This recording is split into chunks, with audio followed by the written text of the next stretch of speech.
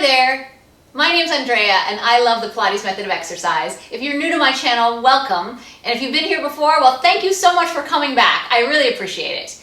Today I have a question from a subscriber about spring settings on the Wunda Chair. A lovely subscriber, Maria Smolsky, she was kind enough to host me at her studio for workshops a few years ago, and we've kept in touch in the years since. She's a lovely person, and she wrote me an email asking if I had a chart of spring settings for the Wunda Chair, and she was getting confused because she was kind of hearing a lot of different information and wanted to know if there was some kind of guideline for basic chair exercises. So I'm happy, I thought many people might have this question, and I wanted to talk a little bit about spring settings for the Wunda, why you would choose, what the standards are, all that kind of stuff. There's a lot of, gray area based on the person that you're gonna use the exercise for. But I'll give you as many kind of guidelines and rules as I can, and then we'll talk about some kind of plausible scenarios where you might want to veer off from the standard, shall we say. Okay, I'm just gonna slide my phone out of the way. So looking at the back end of the Wunda Chair, you have 3 possibilities on each side. And if something is on a bottom spring, actually, let's look at it this way. So right now I have 1 spring on, and let's kind of go through them like from lightest and least support all the way to heaviest and most support. So this is a Gratz Wunda Chair. So the lightest possible spring setting is 1 spring only on the bottom.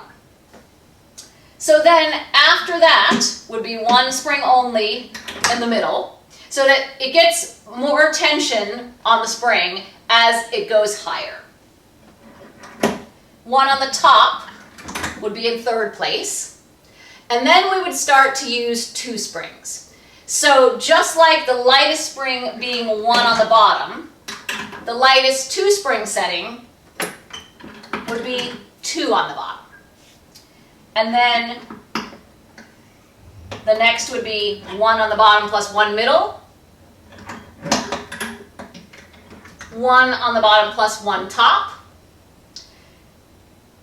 And actually, I skipped 1. So let's go back. So 1 on the bottom plus 1 in the middle, and then 2 in the middle, slightly less support than 1 bottom plus 1 top. They're kind of almost equal. 2 in the middle might be a little bit less supportive than 1 top plus 1 bottom, and then 1 top plus 1 middle would be heavier still. And then the heaviest spring setting, maybe for a big man that you're teaching the pull-up on the Wunda Chair to for the first time, and you want to make him feel successful at the end of his lesson. You might put him on 2 top springs and just tell him to pull his stomach in and put his butt on the ceiling. And that's kind of all you care about at that point. So that might be one scenario where 2 on the top, you might use that. Okay. So now let's talk about, so that's sort of like the order in which you would get less support to more support. So now let's talk about this kind of the standard, let's say, because everything's a little bit gray, for exercises when you would want 2 springs and when you would want just 1. So generally, if you're doing an exercise where your hands are on the pedal and you're not putting your entire weight of your body on the pedal, so for example, arm frog, the push down, the swan, the teaser, those are all things where your hands are on the pedal, but your body is either standing on the floor or sitting on the chair or lying on your stomach. So your body's on the chair or the floor and your hands are on the pedal. That standard 1 spring setting is 1 spring in the middle. And for other exercises where you are lifting your body weight, such as the pull-up, the table, the tendon stretch, any of the going up front exercises where you're lifting all of your body with the support of the pedal, then you want 2 springs. Well, the standard would be 2 springs. And this is where I've had 2 sort of schools of thought on that. So Hubertus Pilates and everything prior to that, all my training through people trained under Ramana, including Ramana and Shari. The standard spring setting for 2 springs is 1 top plus 1 bottom. However, doing my training with Jay Grimes, I soon realized that gone were the days of my 1 bottom plus 1 top, and Jay's preferred spring setting for the 2 springs, when you need 2 springs, is 1 bottom plus 1 middle. Now that doesn't really, just looking at the springs, that doesn't look like a big difference, but it actually is quite a difference in support. And at first, doing the pull-up, that was a little bit of a bummer because I'm not very big, and so 1 top plus 1 bottom, I look like a genius at the pull-up because it's really helping me a lot. And so, but using the 1 middle plus 1 bottom, doing it that way, it really makes you have to rise to the occasion of the exercise, pardon the pun. But it's going to make you have to figure out what's going to make the pedal lift. I'm using the pull-up as an example. So in that regard, for someone who's working on more nuances and not just the dude that is doing it for the first time and he's really, really big guy and you want him to feel successful, but someone who's a more advanced practitioner that you want to talk about the quality in which they're using their muscles to lift the pedal for the pull-up. That might be the person to give 1 bottom plus 1 middle to. Someone who's very petite, who's advanced, like myself. I kind of like it because I have to find all the things that make the exercise successful. And there's an argument to be made for more support gives you more stability and more ability to find the muscles and the way to get the pedal up. But I feel like both scenarios exist when we teach our clients. We want to have it elicit, the person that has to elicit it in themselves versus the person gets a little assistance. So those are the 2 kind of guidelines for 2 springs, 1 top plus 1 bottom or 1 bottom plus 1 middle. Okay, so those are kind of the rules. However, in the Pilates studio, start trying to think of the springs as the spring setting you choose in terms of what's that spring doing for you. You want to choose a spring setting for yourself or for your client or student that is going to make them work the exercise in the most proficient way that they are able to.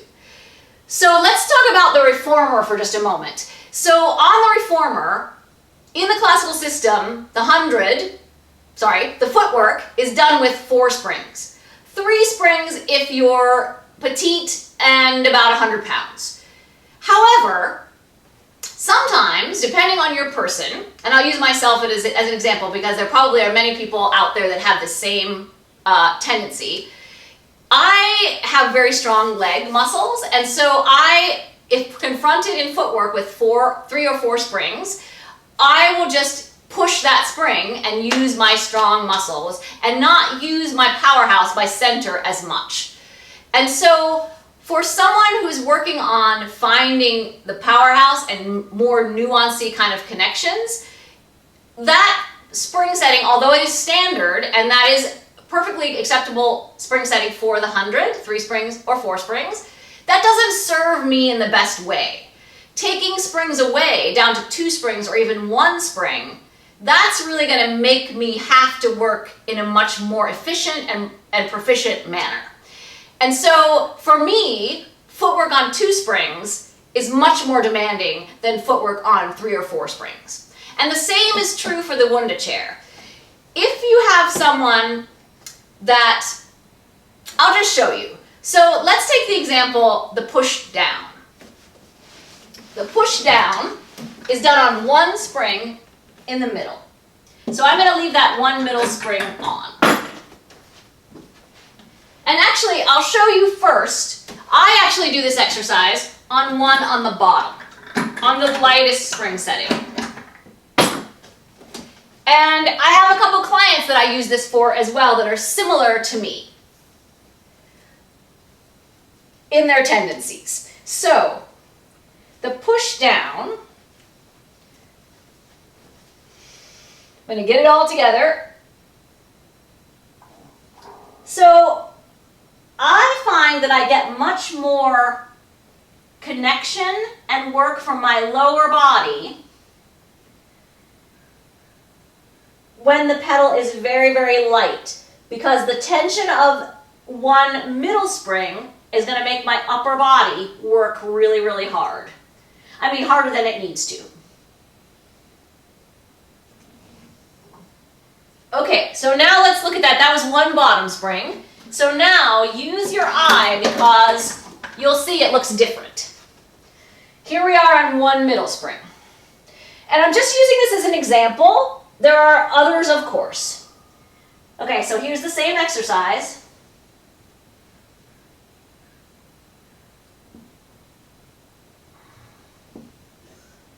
And you can see that the resistance is taking me a little bit more into my upper body. And I still feel my lower body working. But for me, my arms are strong and want to do things. And so I find that it's better, and other people have found that it's better as well, for the push down for me to be on one bottom spring. And we're not changing the exercise, we're just making it better suited to the person that's doing it. That they're going to find the most correct work in their body based on the spring setting. And this is a very nuancy and gray area, you know what I mean? And I would say the same goes for the pull-up. There's lots of different settings that you could use based on what the person is doing. But use your eye, use your intuition and judgment, and there's nothing wrong with trying it on one spring and then seeing and thinking, oh, I know this would be, what if this were less or more, and how would that affect the body? So do play with this in your own workout. I use generally, I don't do a lot of changing the springs in general for when I have someone who does a lot of exercises on the Wunda Chair, but there are some exercises where I do change it. So it's not that you're going to always have a different spring setting for every different person, but just know that it's not set in stone. There are no hard and fast rules, and as long as you have a reason that you're working toward having that person be more proficient based on your choice of spring, then that's really the guide. You know, why are you choosing to do it that way? What is the reason that you see that makes you want to alter the spring? So give that a try. If you have further questions about the spring settings, or maybe something that I didn't mention, do leave me a comment below. I'm happy to answer any questions on this. And thank you so much, Mary, for your question. It was such a good one. And I will see you next time. Thank you so much. If you'd like to be a subscriber and you're not, and you want to see more videos like this, do use the red subscribe bar and the bell icon so you'll be notified every time I publish a video, which is up to 2 times per week. And thank you so much. I'll see you later. Bye!